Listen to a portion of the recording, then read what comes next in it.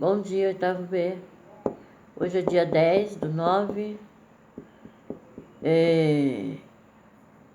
Vamos continuar aí fazendo a revisão, pessoal. Vamos fazer a revisão aí da unidade 2, né? Hoje é quinta, terminamos a revisão dessa unidade 2. E amanhã, sexta-feira, dia 11, vamos fazer a nossa avaliação, tá? Então, nós temos lá, pessoal, essa unidade 2, ele está falando lá sobre a constituição da matéria e cargas elétricas dos átomos, tá?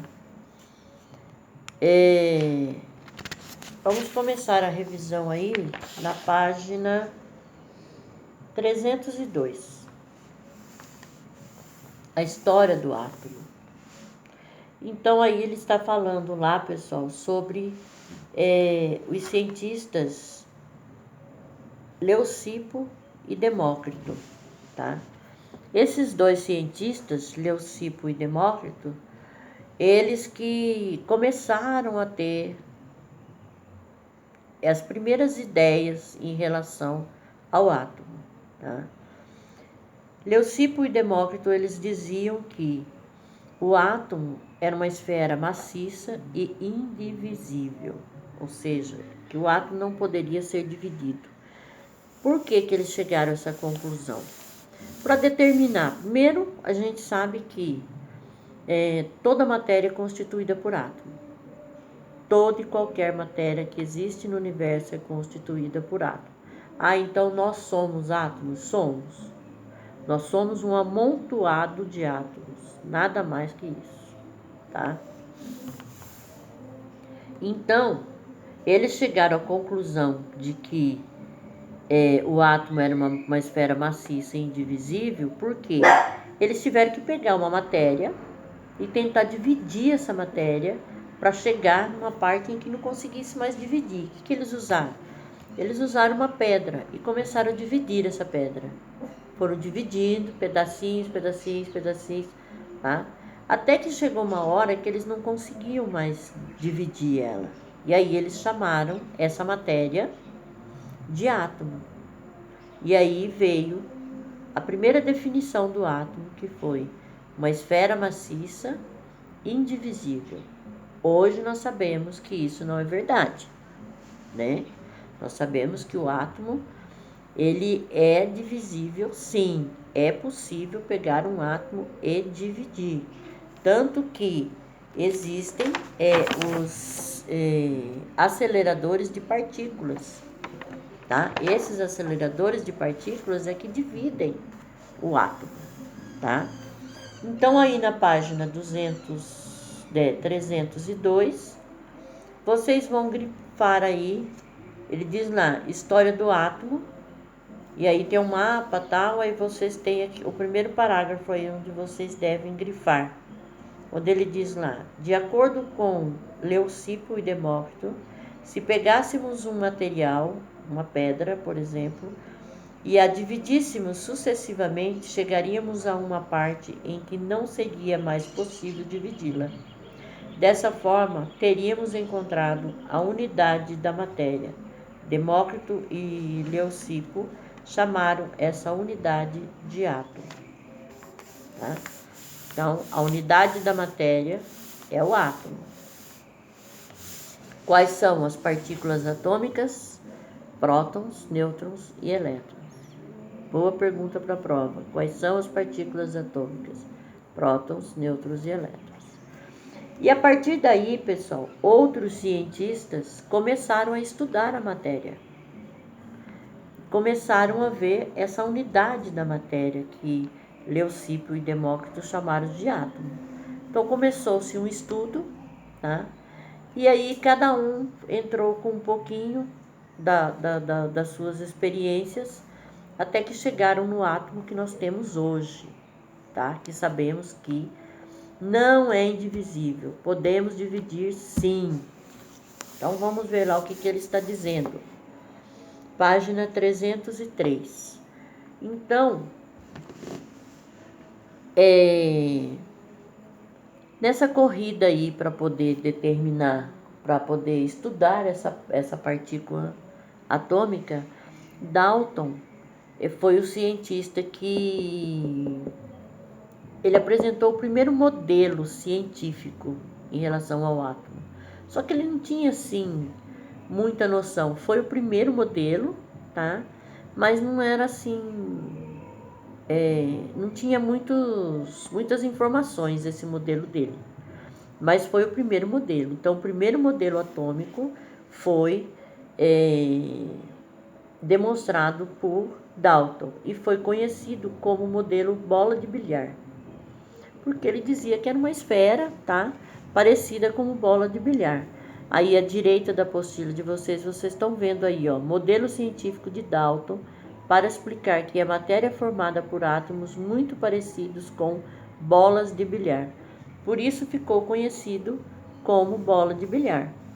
Então, do atomismo grego ao modelo clássico, vocês vão grifar aí o terceiro parágrafo, onde ele diz: Dalton afirmava que cada tipo de átomo tinha um peso diferente e representava um elemento químico distinto. Os elementos, por sua vez, poderiam se combinar para formar o que ele chamava de compostos. Dalton elaborou então o primeiro modelo científico para o átomo, conhecido como bola de bilhar. Então grifem aí, pessoal, esse parágrafo aí, tá? Aonde ele diz lá, ó, cada elemento químico, né, tinha peso diferente, que ele descobriu exatamente. Isso né, é visto até hoje. Quando a gente estuda a tabela periódica, que eu acho que vai ver na unidade 4, e vocês vão ver também muito tabela periódica lá no 9º ano, nós vamos ver cada elemento químico que existe, né, sendo natural ou sendo fabricado em laboratório, todos eles têm um peso diferente, né? E a quantidade de elétrons que esses elementos têm também são diferentes. Cada um tem uma quantidade de elétrons. Isso quer dizer o quê? Por isso que todos aqueles metais, que a grande parte da tabela periódica são os materiais que conduzem corrente elétrica, né? Por que conduzem corrente elétrica? Porque eles possuem elétrons livres, tá? Então, dessa página 303, vocês vão grifar somente esse parágrafo aí, onde ele está falando ali sobre Dalton. O que Dalton afirmava? Lá na página 304, nós já temos o modelo atômico de Thomson, que é o modelo do pudim de passas. Ele foi considerado o modelo do pudim de passas, aonde ele já dizia que o átomo era uma esfera, né? E que havia partículas dentro dessa esfera jogadas ali, aleatoriamente, de qualquer forma. Estavam espalhadas essas partículas ali, certo? Então, vocês vão grifar aí. Vamos ver.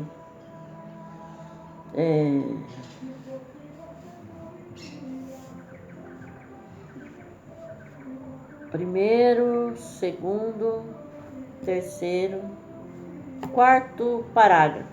O modelo de Thomson se tornou histórico, pois foi a primeira vez que um cientista afirmou que o átomo seria formado por cargas elétricas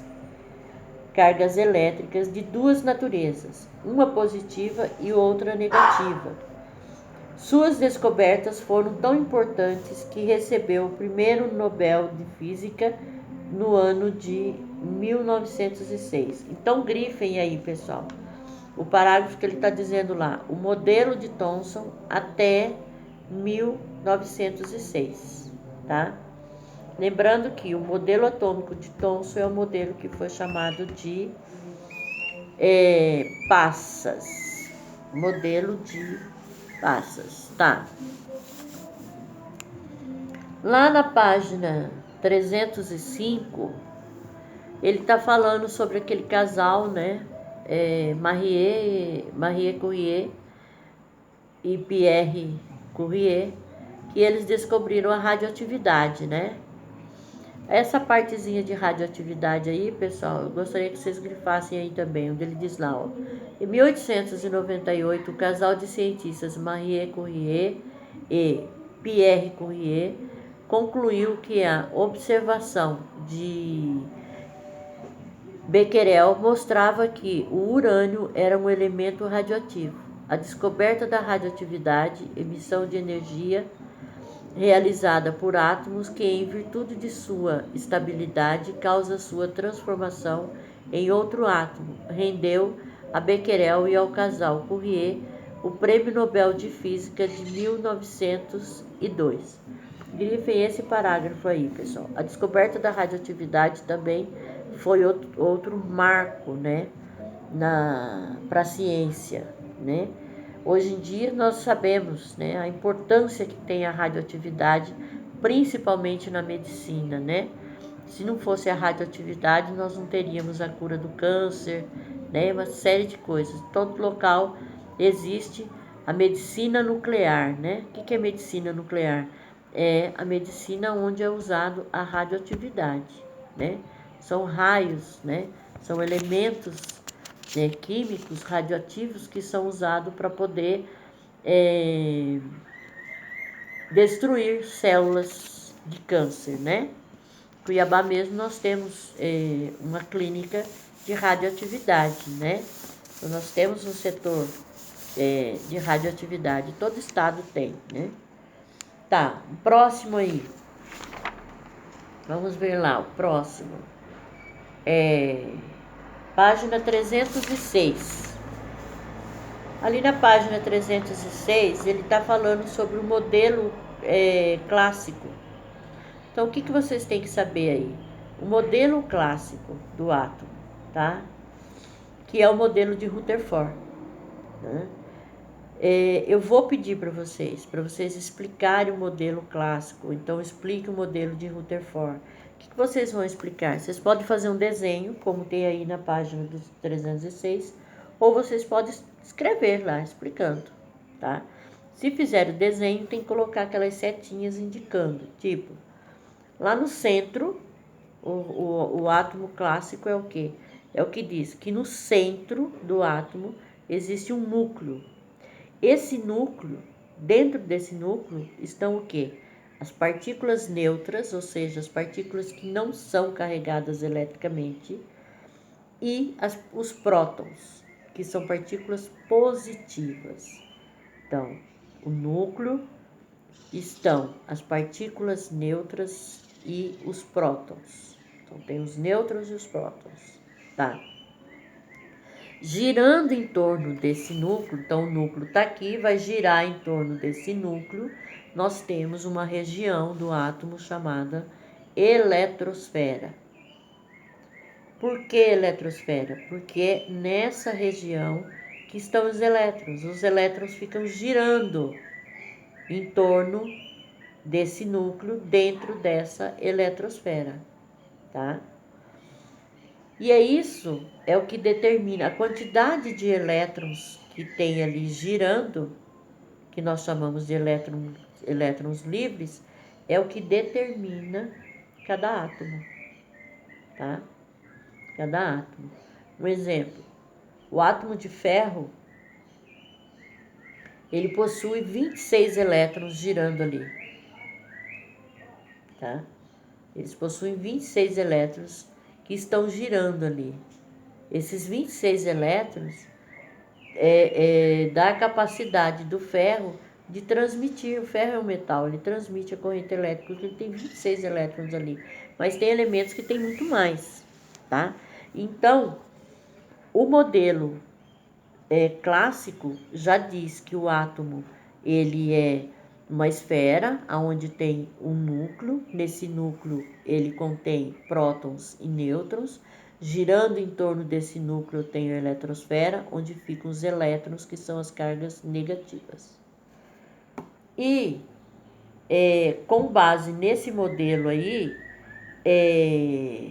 encontrou-se um padrão para essas cargas elétricas, né? Que são as partículas atômicas. Tá? As cargas elétricas que eu estou falando são partículas atômicas.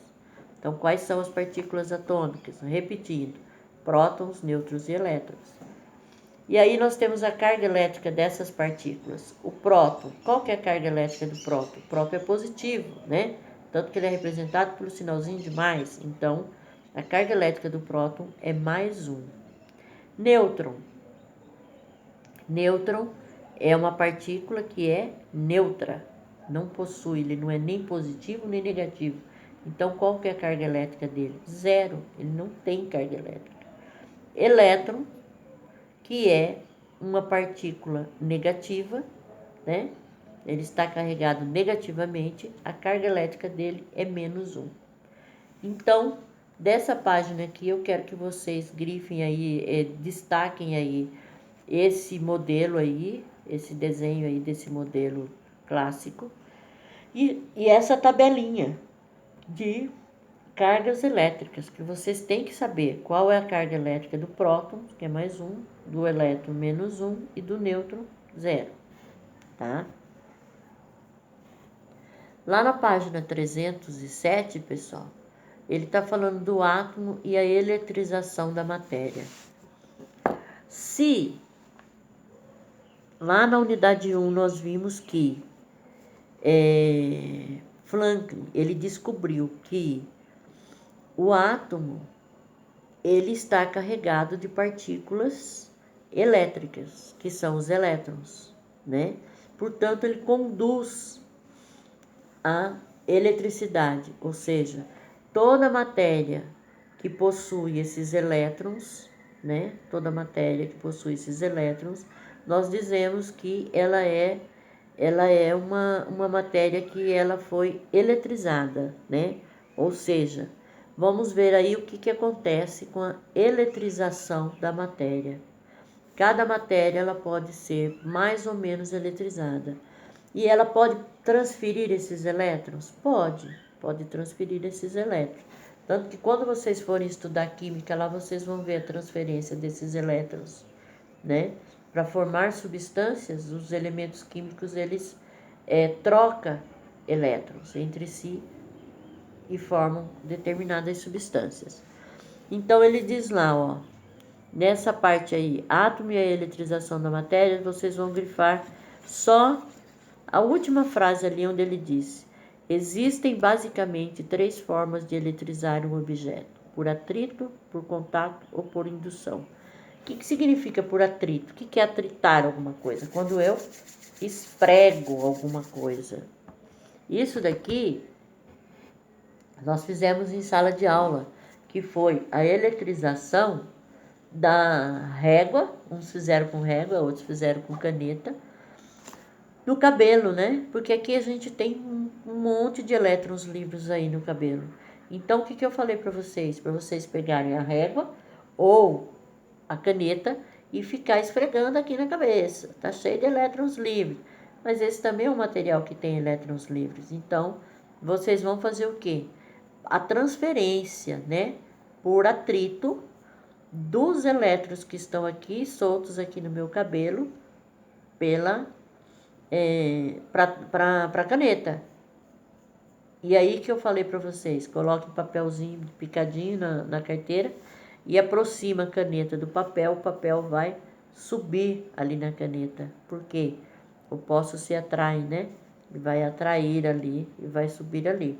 Deu certo para uns, para outros não deu, tinha que esfregar mais, tal, mas isso daí é a eletrização por atrito, quando eu vou esfregar alguma coisa.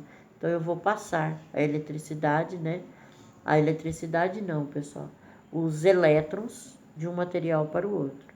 E aí eu tenho um outro tipo que é de contato, que eu não preciso ficar ali esfregando. Às vezes tem material que só de você encostar um no outro, ele transfere. Assim como a gente transfere a temperatura, né?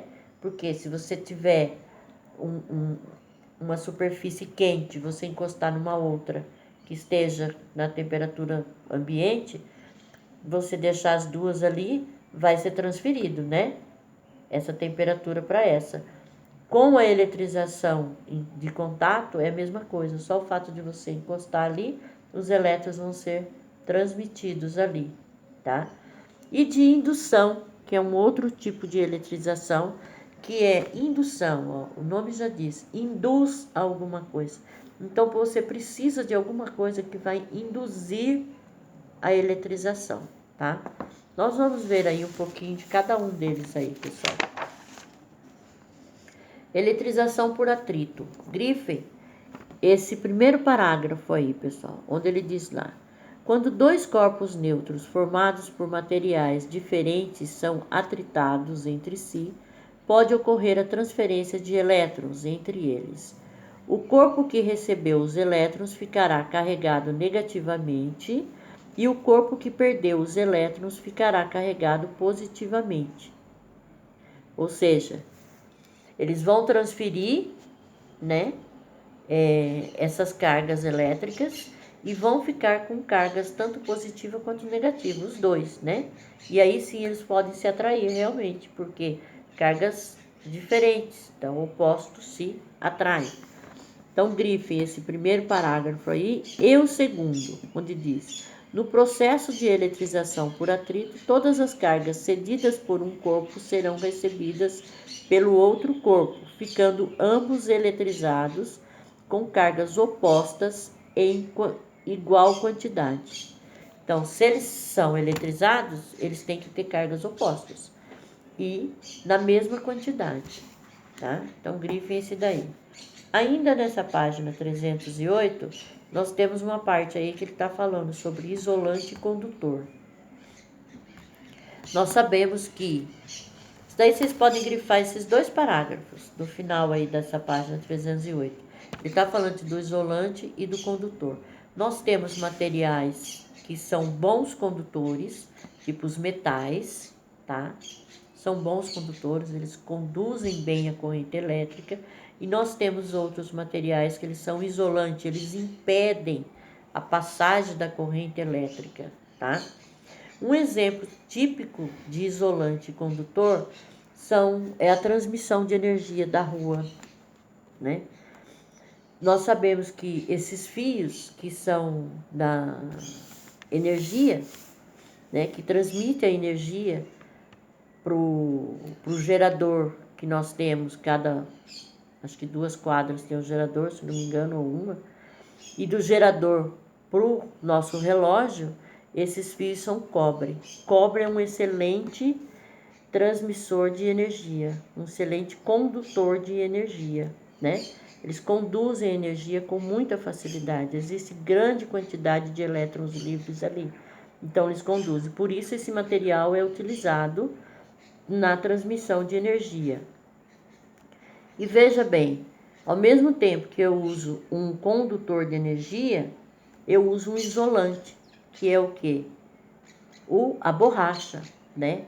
Essas pessoas que trabalham na rede de transmissão, se vocês observarem, tudo delas tem borracha. Desde a escada que ela coloca ali para poder subir num poste para arrumar alguma coisa, a escada, o pé da escada, ela tem um tanto assim de borracha, revestidos, os pés da escada são revestidos por borracha, porque a borracha não vai deixar a eletricidade chegar até ele. Eles usam luva de borracha, usam uma bota onde tem um solado bem alto de borracha, ou seja, usam um isolante. Então, o isolante é aquilo que não deixa a energia passar. Se eles não usarem todos esses equipamentos aí, o que vai acontecer? Eles vão mexer lá, que é hipercarregado, vai passar a energia para eles. Eles vão levar um choque, podendo até morrer, né? Vai morrer eletrocutado ali, tá? Podendo não, com certeza, dependendo do choque, vai morrer eletrocutado, tá? Então, grifem aí, pessoal, esses dois parágrafos, onde ele está dizendo o seguinte: quando o material atritado for isolante, a eletrização será mais intensa, pois os elétrons permanecerão nas regiões em que foram atritados. Se o material for um condutor, a eletrização será anulada rapidamente. Isso ocorre porque as cargas tendem a se reorganizar rapidamente no material condutor e voltar ao estado de neutralidade, saindo, portanto, do estado de eletrização. O outro lado. Os cientistas, por meio de vários experimentos, elaboraram uma lista que ajuda a identificar se os materiais ficarão positivos ou negativos após a eletrização por atrito. Essa lista é chamada de série triboelétrica e organiza os materiais de acordo com sua tendência de perder ou ganhar elétrons quando interagem uns com os outros. Então, grifem esse último parágrafo aí. Lá na página 309, você tem essa lista de materiais aí, ó, aonde você aumenta e onde diminui, né? Ó, série triboelétrica usaram para determinar o material que adquire carga positiva e o que adquire carga negativa no processo de eletrização. Então, o que fica positivo e o que fica negativo, tá? Mas vocês não precisam saber isso daí não, pessoal. Então, nessa página aí, não precisa colocar nada. Temos mais dois tipos de eletrização, na página 310. Eletrização por contato. Veja ali, ó, a representação dessa eletrização. Você tem uma esfera A, onde ela está cheia de cargas negativas. E uma esfera B, sem carga nenhuma, nem positiva nem negativa. No segundo momento ali, ele simplesmente aproximou, não ficou determinando um certo atrito, aproximou as duas esferas. Num terceiro momento, o que aconteceu? Quando separou essas duas esferas, a B, que não tinha carga nenhuma, passou a ter uma carga. Então, ela foi transferida, né, por contato. Só de encostar ali, fez essa transferência, tá? Então, vocês vão grifar aí esse primeiro parágrafo aí, onde está falando sobre a eletrização por contato. Ele diz lá: a eletrização por contato ocorre quando um corpo já eletrizado entra em contato com outro corpo neutro. Quando esses corpos se encostam, passam a trocar cargas elétricas que são redistribuídas entre os dois, de modo que ambos fiquem mesmo com o mesmo tipo de quantidade de cargas ao final do processo. Esse fato provoca a repulsão entre eles, tá? E aí, o último aí, eletrização por indução. Grifem o primeiro parágrafo aí, onde ele está dizendo: esse processo de eletrização é totalmente baseado no princípio da atração e repulsão, já que a eletrização ocorre apenas com a aproximação de um corpo eletrizado, indutor, a um corpo neutro, induzido, sem a necessidade de haver o contato entre eles. O processo é dividido em 3 etapas. Então, nós temos aí, ó, transferiu a carga, mas não houve o contato. Ele não se encostaram, tá? Foi por indução a transferência de elétron. Quando esse material não encosta é porque foi por indução, tá? Então, pessoal, para a prova de vocês, que será amanhã, acho que é quarto horário de vocês, né? Acho que é. Quarto horário é a minha aula. Nesse quarto horário, vocês vão usar essa aula para fazer a prova, tá? É bem simplesinha, são só 10 questões. Vocês vão conseguir fazer nesse tempo de uma aula, tá? Quem não quiser fazer nesse tempo, tiver com alguma dúvida ainda, use essa aula para fazer uma outra revisão ou para entrar em contato comigo pelo privado e tirar alguma dúvida, tá? Isso pode ser feito a partir de hoje, tirar qualquer dúvida que vocês tenham, tanto da unidade 1 quanto da unidade 2. E façam essa prova. Essa prova vai estar na plataforma amanhã até as 5 horas da tarde, tá, pessoal? A partir das 5 horas, ela já não está mais na plataforma, tá? Então, façam aí essa avaliação aí.